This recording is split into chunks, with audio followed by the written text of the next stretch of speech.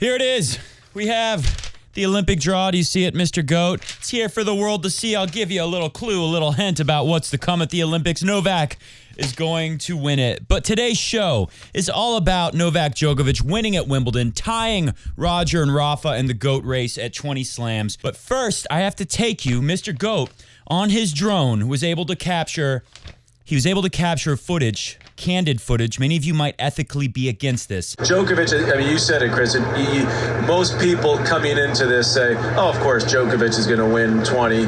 But it's never of course, because you got to go out there and prove it. And I think that's what's so amazing about Djokovic. It's not a foregone conclusion that he was going to win here. And it's certainly not in New York, where I think there are more guys that can threaten him on a hard court, actually, than here on a grass court. Roger Federer among those to join in congratulating Djokovic. He tweeted out that he is proud to have had the opportunity to play in a special era of tennis champions. Well done. Understatement. Novak. Understatement. Class act that he did it, though. Yeah. But what's Rafa's tweet say? That's coming next. That yet. Remains to be seen. His service from his boat's not quite as good.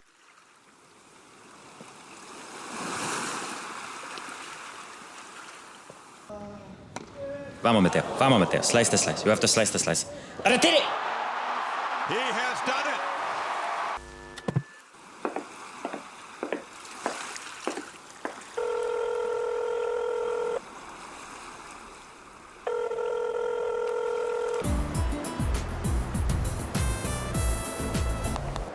Hello, Rafa. Roger, have you seen what has happened to our precious Wimbledon? Yes, I've seen Rafa. It makes me very sad. As a matter of fact, I'm Writing my congratulations tweet to Novak right now. I refuse. I will not write a tweet for Novak. I'm not congratulating this man who ruined my life at the Roland Garros. Well, Rafa, you have to congratulate him. What a shame it isn't different. If only you had won that third set at the Roland Garros. We don't have to speak about the unpleasant things. Perhaps maybe you could have done better at the Wimbledons instead of losing to Hubie Hurkacz, who gave you a bagel, who's not even very good at tennis. Hold on, I'm getting a call on my other phone because I'm very rich and I have many phones. That's Sasha. Roger. What do with the feelings? The feelings when Novak win? How do I cope? Well, I fire the staff. All of them who work in my Swiss Army mountain fashion fortress. What about you, Rafa? Well, I throw my big TV into the ocean, but I still don't feel better. These feelings, like you say, is killing me. sorry, Roger, that is my Second phone as well. I call from Dominic. I put on speakerphone. We can have conference call. Hello, Dominic. Hey guys, it's Dominic. We don't have much time to speak. speak with you. Roger is here as well. Are you well? Speak! Hello guys, it's me, Dominic. Dominic D. Hello, Dami. It's Roger. Tell us, how's the injury? Oh, it's not so good, guys. It really hurts in my doodle spranger inside my Dominic, interforearm. enough details now. Now tell us if you will be ready for US Open. When I bend my wrist like this to hit a slicey serve, I really have an extreme pain inside of my doodle spranger.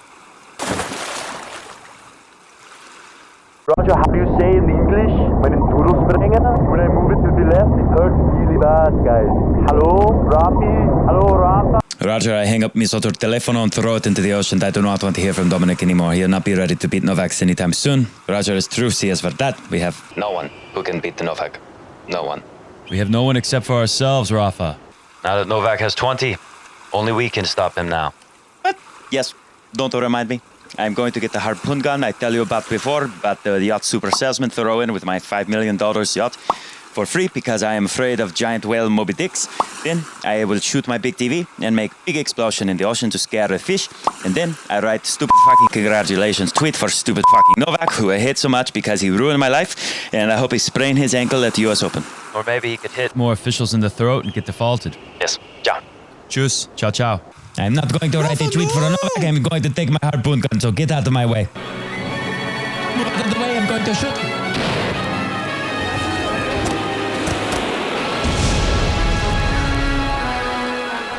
Are you feeling better after losing the Wimbledons?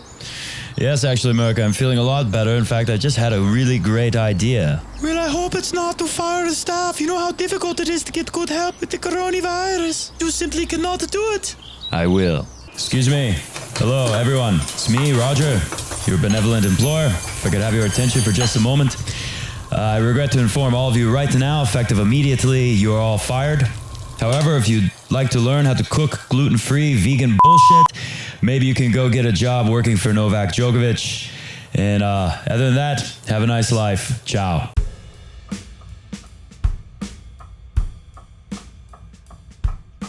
Now you know what Roger and Rafa really think about Novak tying their record and probably soon taking it all away from the GOATs. Today on the show, what happened? What is the true status of Dominic Thiem's Doodle Springer? We'll talk about that. Actually, we won't. That's made up. We'll talk about the draw right here. Many Bothan spies died getting us this draw.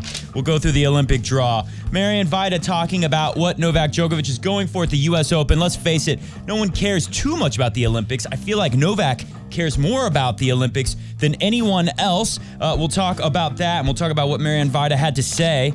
Of course, we've got a great story here comparing the history. We're in uncharted territory, as Bill Connolly over at ESPN.com puts it. Basically, we're in uncharted territory because we haven't seen anyone win the first three majors on the men's side of things since 1969 when Rod the Rocket Laver did it. Of course, we're going to take a look at that. And then we got a nice story about Djokovic being nice to a young lad at Wimbledon from Sean Delaney over at Kent Online in the UK. We will get to all of that. Welcome to Coffee Break Tennis. Sorry, it took a while, but it was very difficult to get all of that. And let's be honest here. That was a very big undertaking, bigger than I realized when I started having the ideas for that. But man, I think it's my favorite thing I've ever created. I've laughed so much making that clip. But honestly, I feel like Roger and Rafa probably do feel something kind of like that. I'm sure both of them think they can beat Djokovic. They really do think that. I'm sure both of them are a little bit annoyed, maybe like Pete Sampras might have felt when Roger was passing his record, followed by two other guys passing his record of 14 majors in the slam count. Maybe Pete Sampras felt a little bit of, back then, everyone would talk about the weak era. And I was wondering, watching the final of Berrettini and Djokovic at Wimbledon, it's been a little bit now, but like I said, it was worth it. It was worth the wait to make the masterpiece that was at the beginning of the show. But I remember watching the final, I was thinking, if you took 2009 Andy Roddick in a time machine, take him, go back in time, grab Roddick, put him in the Wimbledon final against Djokovic, trick him into thinking, oh, that'd be pretty tricky to do with the COVID stuff and the masks everywhere. Roddick would figure it out pretty soon. This is not 2009. But just bear with me on this. Let's hypothetically imagine, would Roddick do better against Djokovic in his prime, or that 2009 run where he was so close to beating Roger in the final? Would he do better than Berrettini did at the 2021 Wimbledon? I was wondering, if that's a weak era, what is this era? I like to call it the GOAT era.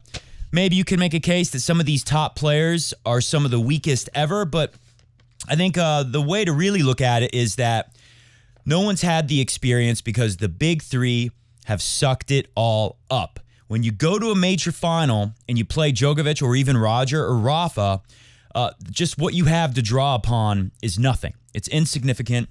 And Novak, actually, we have a clip of Novak at the Olympics. I'll play it for you in just a little bit.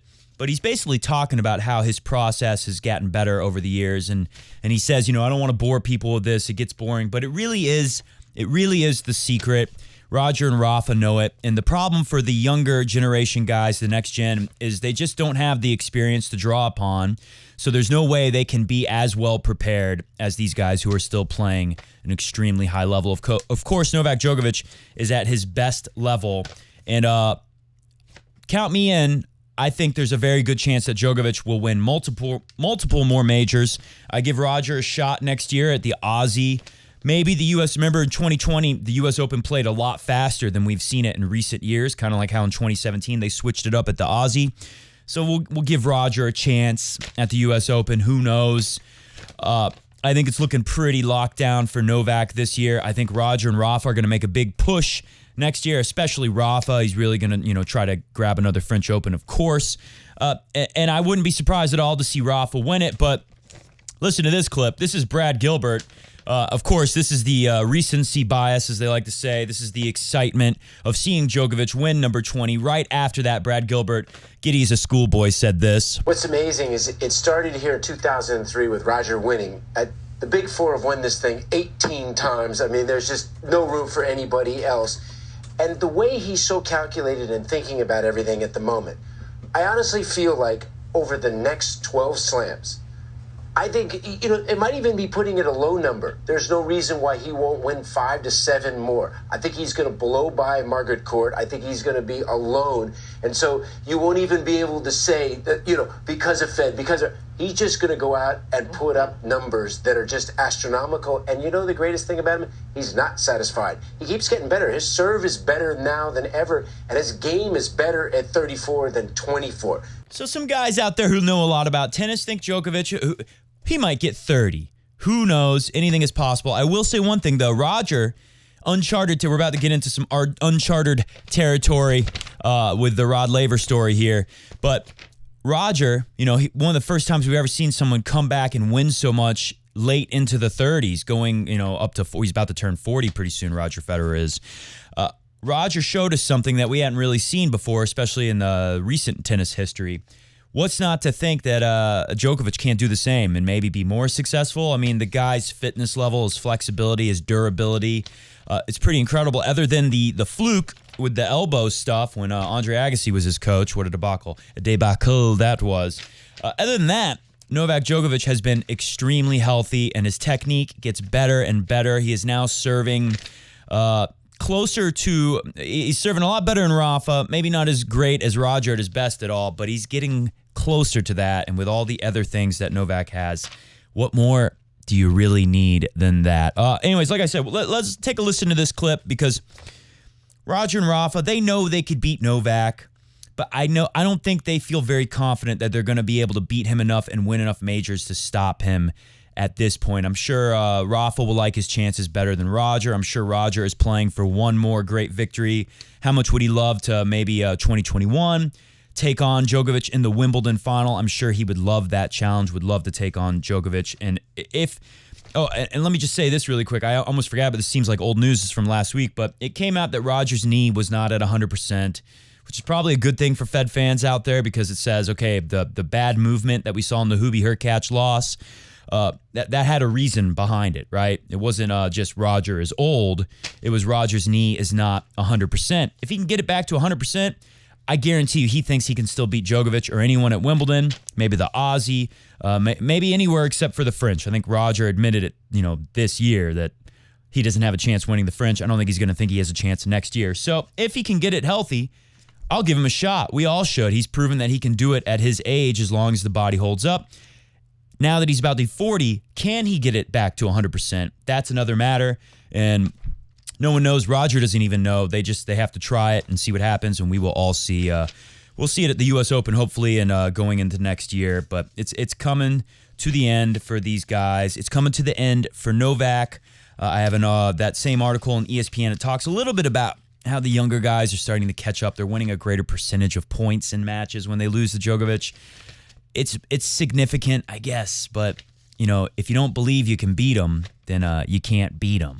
So Djokovic, he knows he only has so much more time, but unfortunately for these young guys with no belief or experience in beating big-time names in majors, or no experience winning majors at all, Dominic Thiem and his Doodle Springer, he's got one of these majors, but he didn't beat Novak, so that's not going to be great help.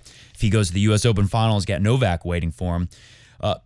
It's running, time's running out for Novak, but he might be able to squeeze 3-4 more years out of it and grab at least another 4 or 5 majors. Who knows? Let's play this clip. This is Djokovic talking about the process and how in the past, this is why I find this clip interesting. We all know he has his process and take it step by step. We hear stuff like that all the time in sports, but Djokovic talks about how in the past, he was able to lose focus. Well, look, it's still a very long way to potential achievement, historic achievement. I put myself in a very good position, but as I previously said, I don't want to repeat myself, but I know it's maybe boring for you guys to hear me say that I will take things very slowly and cautiously and focus only on the next challenge, but this is kind of an approach that I really need to have, because in the past, I wasn't probably fully experiencing that approach, and that has backfired on me. And I start to feel that there was a lot of distractions around that were influencing my performance. I know that there is a lot of things on the line. I know there is history on the line. I'm privileged and motivated to be in this position. I've worked very hard to be there with my team, of course. But let's talk about history if everything goes great here after I finish with the tournament. So right now, it's all focus goes to the next challenge. So you hear it. He doesn't want to bore anyone, but it really is a big reason for his success. He also talked a little bit about it right after winning Wimbledon, talked about his outbursts that he has, but how it all comes down to this process of coping with the crowds that are mostly against him, coping with the media who ask him, sometimes like he had to answer a question. How does it feel, Novak, to be the bad guy in tennis? Great question. Listen to him talk a little bit about dealing with all that here, too, at Wimbledon right after he beat Berrettini. Well, there are different various factors that I think contribute to the ability to, I feel, cope with pressure and stay focused in the right moments. And I think it's all about presence, really. Just trying to be in this moment. Obviously, it's easier said than done. It takes a lot of training. Mental training for me is equally as important as physical training or tennis training. So I put a lot of time into that, trying to perfect my own character and understand who I am and accept certain things and know how to deal with certain emotions. I do have my outbursts. I do have moments when I lose control on the court or I get tight. Everybody does, but I feel like bouncing back is nowadays much quicker for me than it was the case at the beginning of the career. And I think also experience, obviously, playing at a big stage helps a lot. Many people like myself probably feel like enough is enough. We're sick of hearing people just hate this guy for no good reason. And now you've turned us into Djokovic fans. You've made us supporters of Novak Djokovic. So congratulations to the haters. If you yell at people and say they're stupid over and over again, they might just do the thing that you're condemning them for doing. So Marian Vida says, it's very demanding to win in New York. On a few occasions, his energy dropped in the finals, talking about probably the big one would be when Djokovic lost to Stan the Man Wawrinka in the U.S. Open final. I think that was 2016. New York is a very vibrant and emotional city, and it can take a lot out of you. Djokovic loves playing in New York, but sometimes it's hard to stay calm. It's hard to keep your emotions in check all 14 days. Think about how hard it was for Djokovic to stay calm. Famous clip, I'm not going to play it today, but I'm sure you've seen it in the past, where the guy who's like the MC doing the questions after you win a match, Djokovic had just beaten Roddick at the U.S. Open. I think this was 2007. And Roddick had made fun of Djokovic in the media. Everyone kind of ganged up on Djokovic. The crowd was against Djokovic. It was very, very negative. And Djokovic was so upset that he took them on and basically challenged. He said, I'm not so sick now, am I? Something like that, because, Roddick was like, oh, Djokovic got everything wrong with him. He fakes injuries. He got the bird flu, something like that. And Djokovic says, I'm not too injured today, am I? After I beat your boy Roddick, after I crunched him. And the crowd was booing him and going crazy. So maybe he's talking about stuff like that. Djokovic has had some bad times back then. Night and day matches, humidity, the city. Also, it's the last slam of the season, and you've expended a lot of energy as a player by that point. But here's where I'm very curious. This is what piqued my curiosity and made me decide to put this in the show today. Novak needs to avoid the media, according to Coach Marian Vida, coach of Novak Djokovic. He needs to avoid the media because the media creates the pressure. Then he thinks like, I better not accidentally create a Naomi Osaka type situation here and have the media run with the story that Djokovic is going to ignore the media. Not avoid, said Marian, but to deal with it in the right way. And Novak knows how to do that, how to deal with the media in the right way. I think when he was asked, Novak, how does it feel to be the bad guy? Look up that press conference. I think that's after his quarterfinal win, maybe after his semifinal win at Wimbledon. Look it up if you want to see for yourself after you finish this video in its entirety. And listen to how Djokovic deals with that. I think that's a great example of what Marian Vida is talking about, how you can take this, you can get mad at this guy, you can let this be negative energy. It potentially could carry over to the next day when you're playing your match. If the crowd is cheering against you, if you're still thinking about some guy pissed you off in the press conference, some idiot who doesn't even know how to play tennis most likely, it's going to take away from your game. And here you go. This is Marian Vida basically saying that. Novak won't take negative questions personally, for example. He has come a long way in handling that relationship with the media. On the court, you just go out there and you show your best. The court is Novak's living room. And Novak Djokovic has been showing us nothing but the best lately. I mean, I don't know what to tell you. If you still hate Djokovic, I just hit my hand with the racket. That was great, Matt.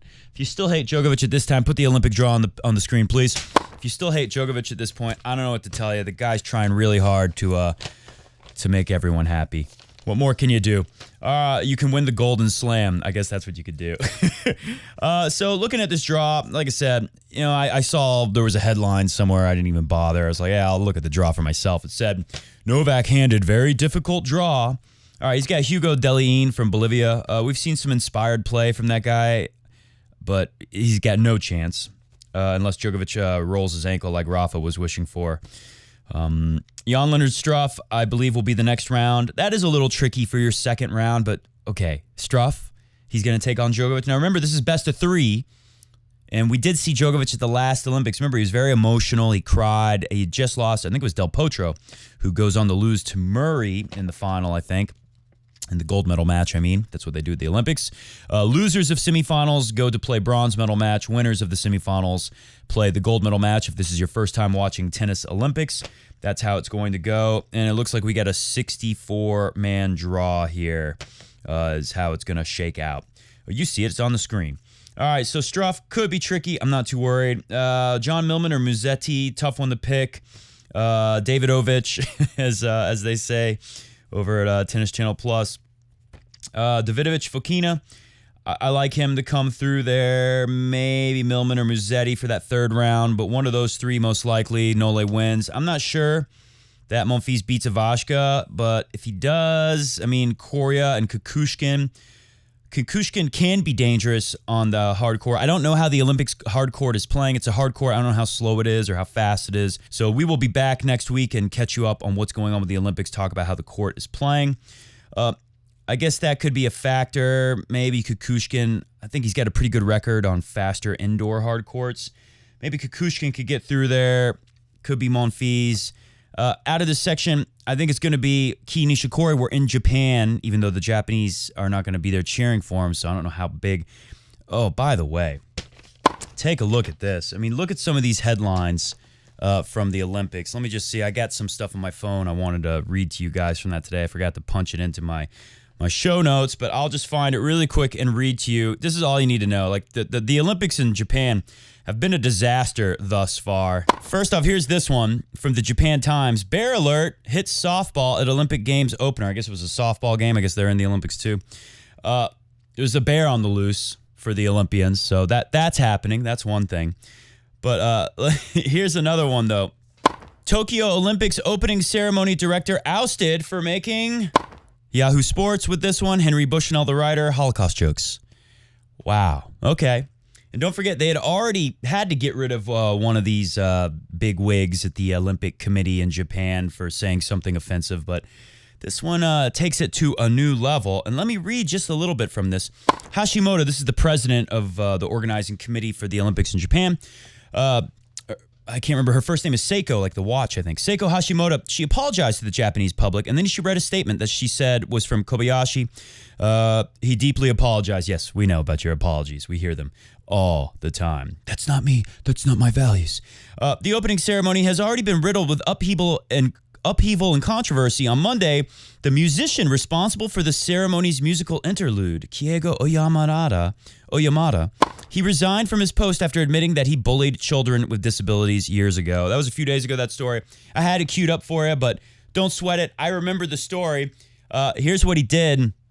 He tied up small children in school, in grade school, and made them expose themselves in a sexual nature, and then he made them eat human feces. That's human feces. Yeah, so that was another thing from the Olympics.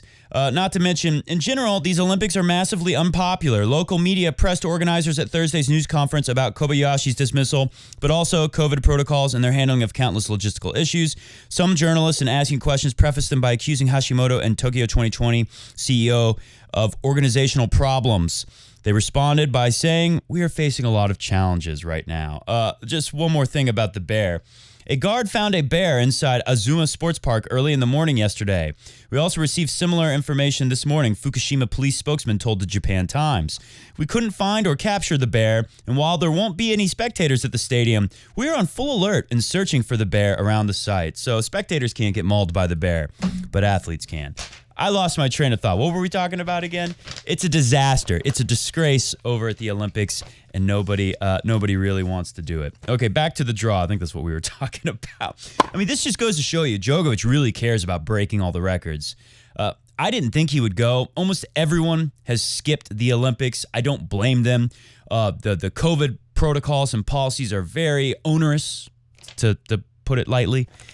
And you know what? There's a bunch of tournaments going on right now, you know, smaller ATP tournaments that you could go play. You could skip it and just get ready for the U.S. Open. I'm going to move on to the story. I got to go coach in a little bit. I'm going to move on to the story, but let's just get through this draw really quick. Rublev or Nishikori, that's what I was talking about. Nishikori. There will be no Japanese fans. Maybe the bear will be there. Maybe that will encourage Nishikori to run for his life. Maybe that'll encourage Nishikori to play and beat Rublev, but I like Rublev to come through. I don't like Rublev to beat Novak Djokovic in the quarterfinals. I don't like anyone here to beat Novak before that. Sasha Zverev, seen some stories out there saying Sasha Zverev, I mean, he's dangerous. He's always dangerous because of the weaponry.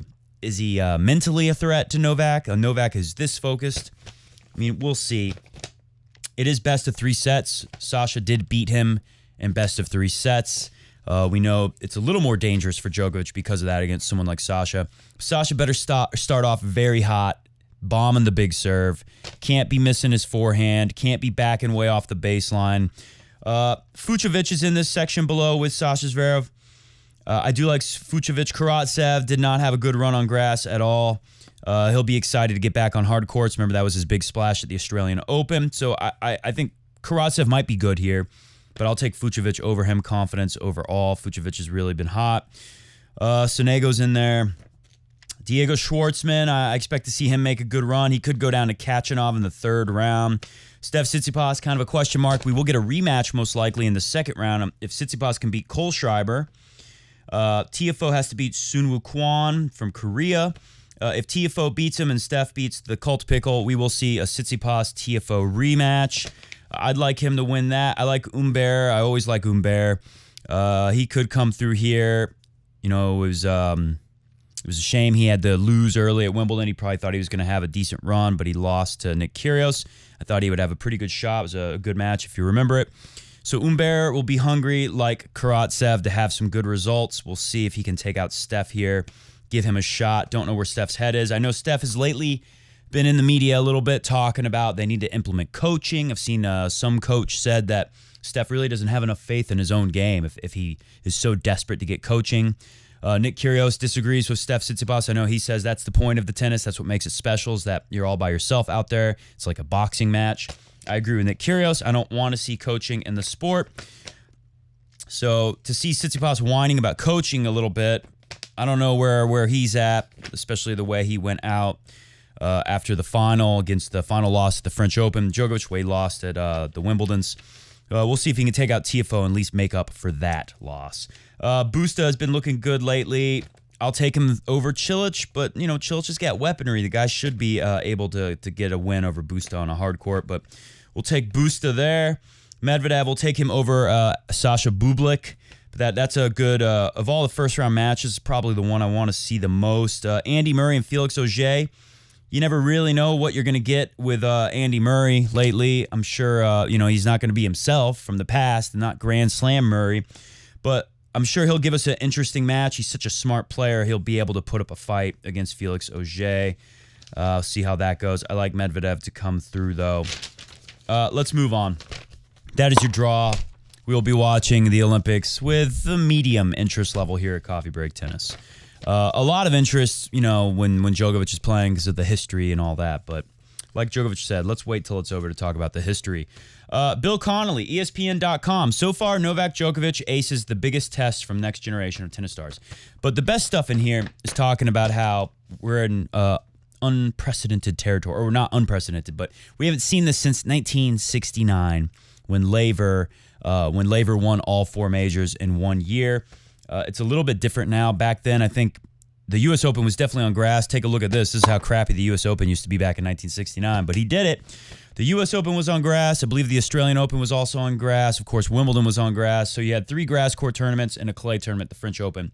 But it was the first or second year of open-era tennis, and Rod Laver All comers were welcome, whether you're professional or amateur. The best players in the world were there, and Laver proved that he could beat anyone in the world, that he was truly the greatest. An incredible achievement. Novak Djokovic can do it. We haven't seen anyone since Laver win the first three. Think about it. You would think Roger Rafa surely did it. But the funny thing is, they always prevented each other. Many years, Roger won 3 in 1 year. Could have won all 4. Probably would have won the French. Of course, he lost to Rafa in the final all those years. 2009, Rafa wins at the Australian Open to kick things off. That's when that's when Roger cries and says, "It's killing me. It's killing me." And you heard Rafa say it on the boat, on the yacht, on the phone call earlier today. Rafa wins that, but what happened in 2009? That's the year when Roger got his one and only French Open. So Rafa wasn't able to kick things off and win 3 in a row that year. And of course, Novak Djokovic, he has now done it.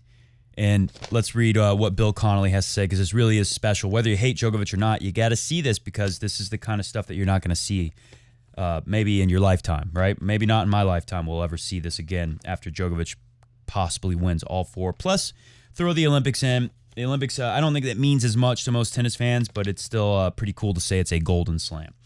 Bill Connolly says at ESPN.com, you have to go back to the 1960s to find a comparison for what Novak is accomplishing in 2021.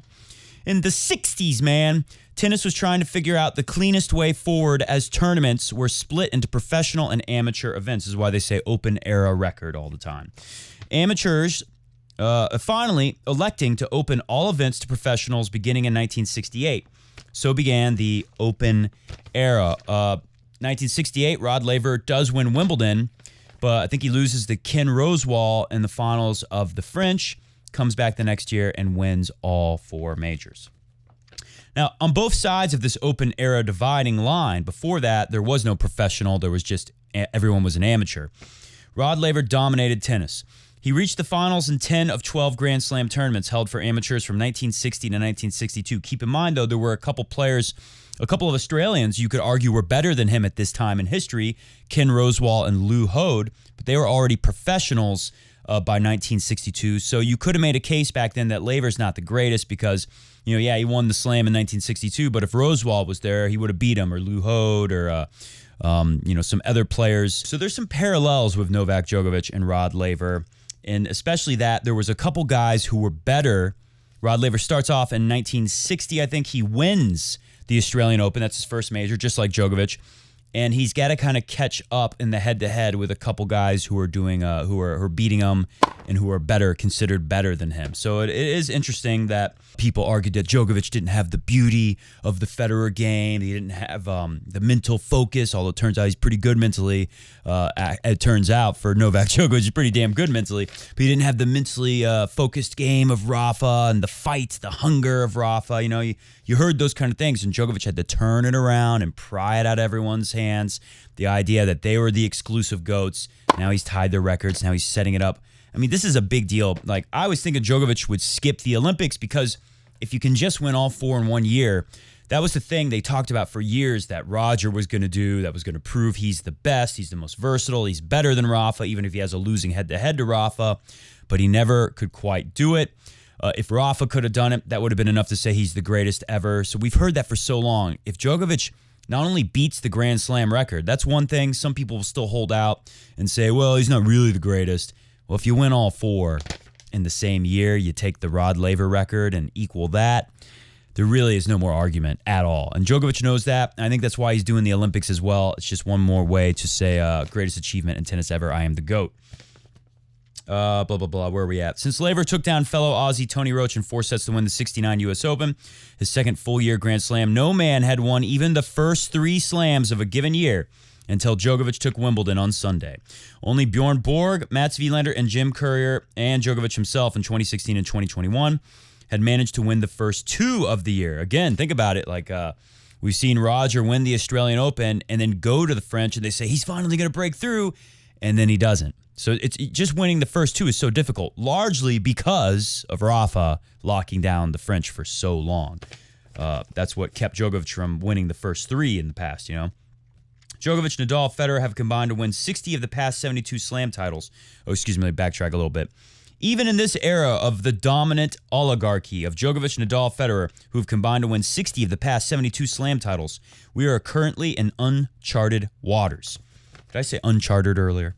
My God. Djokovic is on the third great run of his illustrious career. He won 4 of 5 slams in 2011, 2012, and 6 of 8 in 2014 to 2016. He's now on an 8 out of 12 run going back to his 2018 Wimbledon win, when Rafa had a big chance to stop him in that semifinal. You know, so many close calls, but Djokovic, he overcame. These are the reasons why people are going to say he's GOAT when this is all done. Most likely. It's not over yet. Djokovic still has to win this U.S. Open or win one more major, and he's got to win more than what the other guys can put together. If Novak wins the U.S. Open, he'll be the first player since Laver to win all 4 in a calendar year. If he elects to play the Olympics, he has, and he wins that too, he will. He'll take the first men's Golden Slam. That's right. Steffi Graf did it. I can't remember when, but she did it. No man has done it. Rod Laver didn't have the opportunity. There was no Olympic tennis in 1969. You can make a pretty strong case that Djokovic is the most sure thing in men's sports right now. You can also make the case that the next generation is catching up to him, however. This is where I disagree a little bit with Bill Connolly because, yes, winning a greater percentage of points, it's a sign that you're coming along, right? Laver, he had to catch up with Rosewall and Lou Hode in the beginning of his professional career. By the end of it, he had a winning head-to-head over both of them. Djokovic had to do the same thing. Can a young guy, with Roger and Rafa for Djokovic, can a young guy do it with Novak? Can we see them turn the head-to-head? Or are they going to keep losing? Denis Shapovalov was struggling to contain his emotions as he walked off the court following his 7-6, 7-5, 7-5 loss to Djokovic on the Wimbledon semifinals. It was his 7th loss to Djokovic in 7 tries. He's 0-7. But this one was more disappointing because as he told the media after the match, I felt like the game is there and it's possible to go and play for the trophy. It's a feeling that I've never had before, so that's why it just hurt so much. I felt like I was outplaying Novak in parts of the match. If you're outplaying Novak, you can beat anyone. Sure enough, El Chapo, drug cartel lord, has shown clear progress against Serbian number 1 in their first 4 meetings, all in 2019. Chapo won just 40% of the points. That's not much. In tennis, if you win 55% of the points, it's a total freaking beatdown. That's just how it shakes out. That's the way this sport works. It's been well documented by the likes of former Djokovic coaching team member Craig O'Shaughnessy. Shapo took a set off Djokovic in the first meeting in the 2019 Australian Open, but he won an average of just 2.7 games in the other 9 sets. In their 3 meetings since the start of 2020, however, the 22-year-old Canadian cartel lord has won 47% of the points. Now, that's significant, though, because like I said, if you win 40%, you're destroyed. If you win 45%, it's a beatdown. As you make your way up incrementally and you get closer to 50, the matches become very tight. It becomes possible to win, of course. Took another set from Djokovic at the 2020 ATP Cup. It was a good match. I remember that set. It was kind of like some of the play you saw where it looked like Shapo's playing better than Djokovic like we saw at Wimbledon this year. But we all know that if you can't sustain that level, and who can, you're not going to beat Djokovic. Their past 6 sets have all reached at least 5-all. The problem, Djokovic has won all 6 of those sets, 4 of them at 7-5, 2 in tiebreaks that were quite comfortable. The first 2 sets were particularly even, but Djokovic won 9 of the 11 total break points, both fending off, there was a fly on my paper, sorry, both fending off and improving Shapovalov return game and stealing break chances when he got them. French Open finalist Steph Tsitsipas, 22 years old, has won 44% of points against Djokovic in 2019 and pre-stoppage 2020. And since then, he wins 47% in their matches, twice taking Djokovic to 5 sets at the French Open, but he lost both of those 5-set matches. Sasha Zverev, 24, he won 44% of the points against Djokovic in 4 meetings between 2018 and 2019, but then he improved that number to 48%. Now think about that, 48, you're winning 48, you're losing 52. Closing the gap there. It's still a beatdown probably, but you're getting closer to that magic number. If you can go from 48 to 49, yeah, you're still going to lose, but now you're like a lot more of a serious contender. But Sasha Zverev has taken only 1 of those 7 sets from Djokovic in Grand Slam. So he won 48% of the points, but he only takes 1 set. I mean, the math is right there. The point is these guys are getting closer, but is that enough? Is that enough to believe that they're going to beat Djokovic? Wimbledon finalist Matteo Berrettini is 25 years old. He's played Djokovic 3 times. He went from winning 34% of the points in their first match to 45 in the second and to 48 in the most recent Wimbledon loss here. He won the first set on Sunday, but Djokovic ground out the next 3. Medvedev, 25, has actually won 3 of his past 5 matches against Djokovic, And while he's taken 49% of points in all their matches, he has won only 46 in 1 of 7 sets in their 2 Grand Slam battles. Yeah, not particularly close at the number 46% points won. They are a combined 0-10 against Novak Djokovic in the Slam. Hit the music. We're going to get out of here. I got the thing about from Sean Delaney, though. I'll hold on to that one just for fun. But the point is, yes, these guys are getting closer, but are they close enough? As Roger and Rafa said in that candid video that we got you from the Mr. Goat spy drone for cats, we can't really rely on these guys to stop Novak. So it's going to come down to Roger and Rafa. I did like Medvedev as someone who could do it until the beatdown at the Australian Open. I mean, how do you come back from that? Medvedev will have a chance. I think we got a shot of seeing Medvedev, probably the second best hardcourt player in the world right now. We got a good shot of seeing Medvedev and Djokovic playing on the hardcourt Olympics final. So I hope we get that final. I hope we get to see if Medvedev could be the real challenger, if any of them can. But unless one of those guys creates a miracle, or unless Roger and Rafa figure out ways to beat Novak, which is looking less and less likely, especially for Roger, Novak Djokovic, heck, he might be, just like Brad Gilbert said, maybe he's going to win 30 majors. All right, last thing. Sean Delaney over, this is just for haters of Djokovic. One last thing. This guy tries so hard to be a nice guy, and I just want to talk about it. This is from Kent Online. Dartford, there's no one who knows how to party like the boys from Darty. Dartford tennis star Patrick Brady, he was in the junior Wimbledon draw, tops off his dream Wimbledon junior debut with a Novak Djokovic meet and greet. Patrick Brady from Sutton-at-Hone in Dartford made his first appearance in the main draw of the Boys' Championship earlier this month in Wimbledon, but an even more surreal moment was to come for him when he was approached by Wimbledon champ and 20-time Slam winner Novak Djokovic in the gym. Longtime Red Star Belgrade supporter, sounds like a communist football team to me, the tennis ace Novak spotted the teen wearing a Liverpool FC hoodie, made a remark as his team had faced off against the Reds in Champions League recently. Patrick responded he had watched the game live while spending time playing in Serbia. So, of course, Novak said, "Oh, you've been to Serbia?" And they hit it off from there. Nadal was my hero growing up, said Patrick, but in terms of modeling my game, I always look at Djokovic and Murray as well. I want to try and dictate points from the baseline. If you want to play that way, there's no one better to try and learn from than Novak and Andy Murray. Novak was gracious enough to give me some pointers, which was also an amazing experience. His dad and his coach, John Brady, said the Serbian tennis star Djokovic was so humble, and he took 20 minutes out of his busy schedule to guide his son. He said Novak was so good, he went into so much detail with all the things you need to do. I think he saw Pat was very passionate, and he's obviously very passionate about tennis as well, so they got the speaking in detail. He's very inspiring. The guy was dealing with an injury, and I think the deal was Djokovic said, hey, I've dealt with some injuries. This is some of the stuff that you can be doing to get your body right for these big matches like you're playing here at Wimbledon, the Junior Wimbledon tournament. Anyways, my point is, Djokovic is a passionate guy. In the early days, we saw him, joke around with the crowds. He really embraced the crowds, the encore interviews. He was so good. And then that U.S. Open where the crowd turned on him, Andy Roddick turned on him. They thought, Djokovic thought they were friends. The MC from USA or whatever network was doing the U.S. Open back in 2007, they all turned on him. The whole world that loved Roger and Rafa so much seemed to turn on him. And now he has turned it around back on all of us. So how are you going to take this moment?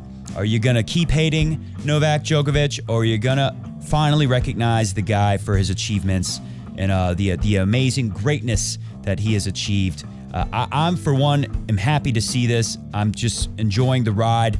I got into this loving Roger and Rafa, obviously. Novak is going to prove that he's the greatest, so be it. He's got to win one more. He's got to hold off Roger and Rafa. I got the popcorn. I got the coffee. Sign me up. I'm here to see it all. See ya!